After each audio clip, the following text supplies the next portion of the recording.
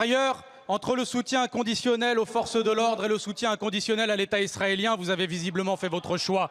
Vous, d'habitude si rapide à communiquer, vous étiez bien discret lorsque nos gendarmes français, pourtant sous statut diplomatique, ont été interpellés par des policiers israéliens dans le domaine de l'Eléona, en Palestine occupée.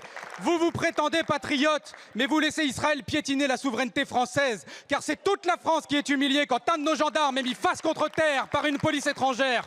Vous qui vantez d'ailleurs la défense des chrétiens d'Orient, vous validez par votre silence qu'un lieu de pèlerinage chrétien soit bafoué. Et pendant ce temps-là, que de bruit et d'énergie de votre part pour une simple banderole au Parc des Princes. Don Quichotte sans combattre les moulins, Retailleau s'en prend à des tifos en disant hypocritement « pas de politique dans le sport ». Mais c'est pas que vous ne voulez pas de politique dans le sport, non, vous ne voulez juste pas de la Palestine. Car quand c'est la Palestine, vous dénoncez ce que vous présentez comme un message de haine, mais vous étiez bien content quand le Vélodrome ou le Stade Bollaert étaient aux couleurs de l'Ukraine.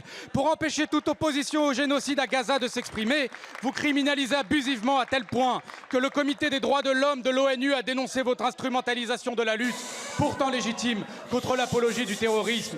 Vous épuisez l'appareil policier et judiciaire contre des gens seulement coupables d'apologie du droit international. Et si vous n'avez pas la même fermeté envers les organisateurs du gala Israel is Forever, dont les responsables appellent pourtant à l'éradication de Gaza, à l'extermination de sa population et à la colonisation, c'est précisément parce que vous les soutenez et que par conséquent, vous n'êtes pas seulement passif, vous êtes complice du génocide en cours.